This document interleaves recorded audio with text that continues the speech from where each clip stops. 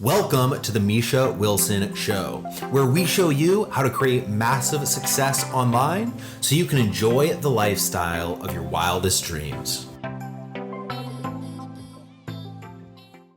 Hey, if you want to learn the key to never failing in your journey to success, stick around and watch today's video through until the very end, as I'm about to share with you the simple mindset shift for you to make in order to never fail, always make progress, and ultimately succeed on a massive level. As always, if this is your first video, my name is Misha Wilson, and over the course of the last few years, I've now generated over $40 million in total sales online. So everything I'm going to be teaching you here in today's video is based on actual applied knowledge and not just theory. As always, if you get value out of this video, please let me know in the comments section below what your biggest takeaway is. And don't forget to hit that thumbs up button if you get value. With that said, let's go ahead and dive right in. All right, so what I'm going to talk about here today is, again, the approach that you can take with your own internal mental game in order to allow you to never, quote unquote, fail in your journey. And actually, before I get into that, I want to talk about the single biggest fallacy that people kind of tend to assume when it comes to successful people that leads them to ultimately not being able to become a success themselves. All right. So what I've noticed after working with, hundreds, thousands, tens of thousands of students over the last few years is that so many people look at successful people who have the result they want, people who are making millions, people who are living their dream lives, people who are doing the thing that they want to do.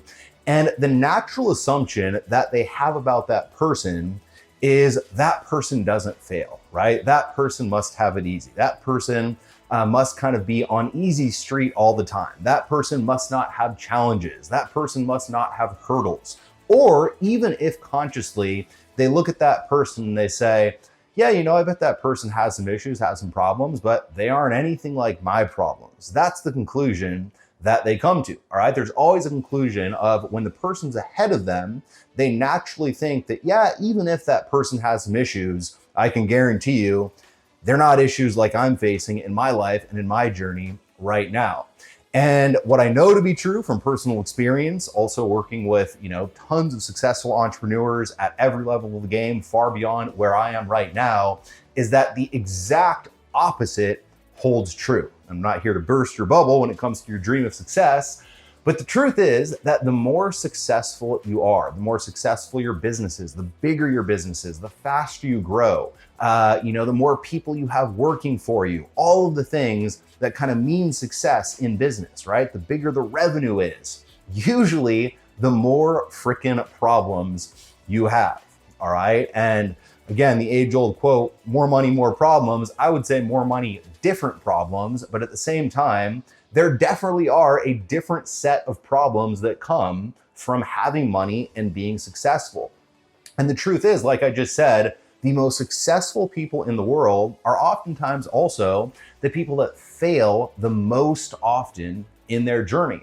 The difference is that when they fail, they don't label it a failure, they don't look at it as a failure, and they don't let that failure keep them from stopping them. All right. And that is the huge, key, critical distinction that I want to make. They don't look at it as a failure. They look at it as a feedback mechanism, a feedback loop, which then allows them to do whatever it is that they were doing, which they quote unquote failed with, in a more effective, more efficient manner in order to get to their results more effectively, more quickly, and ultimately have success with that thing. Or for that matter, sometimes even if they have, a endeavor that they fail at, oftentimes super successful people will have so many different endeavors going on at the same time where you might have 3, 4 different things, 4 different projects that you're looking to kind of dial in.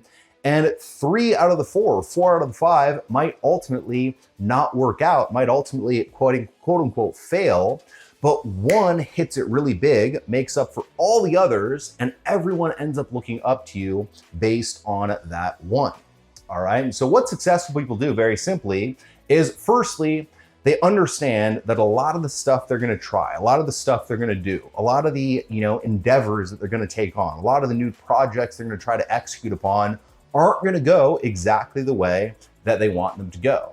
And they're actually fine with that because they know that, when one goes exactly the way they want it to go, it's going to make up for all of the rest. The other thing they do, and this is the big shift that you need to have in order to never fail in your journey, is they never actually label it a failure. All right. They very simply just label it part of the overall process, and they use it as a feedback mechanism in order to go ahead and improve, get better, and get more efficient, get more effective at whatever it is they're doing. All right. It's kind of like, if LeBron James was in the middle of a basketball game and he was dribbling down the court and he missed an easy layup.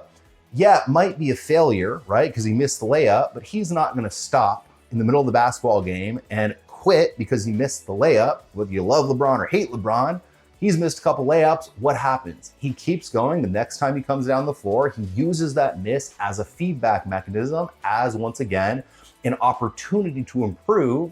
Then from there, hits the next layup, and again, essentially learns, grows, and evolves from it. And instead of looking at it as a failure, looks at it as a success and ultimately just part of the journey.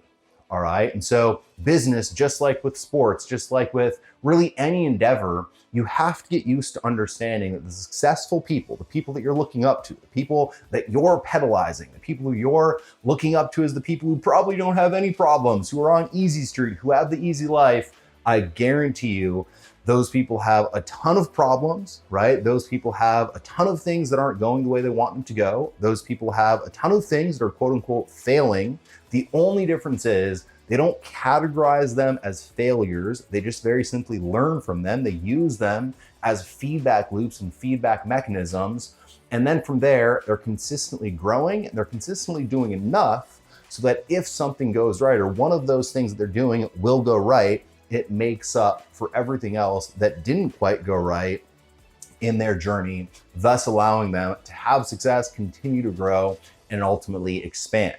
The only thing I would say is you always want to put the different activities that you're executing on or looking at executing on through kind of a risk matrix, understanding that, look, something might be really exciting right now, right? You might be looking at this thing as, God, this thing's going to 50x my business. There's a chance that that doesn't go the way you think it's going to go, right? There's always that chance. And so what you want to get really good at is you want to get really good at doing a lot of things, understanding that everything isn't necessarily going to pan out, but make sure that those a lot of things that you're doing are not things that if they go wrong, will take you out of the game, all right? You don't want to risk everything on one thing going right.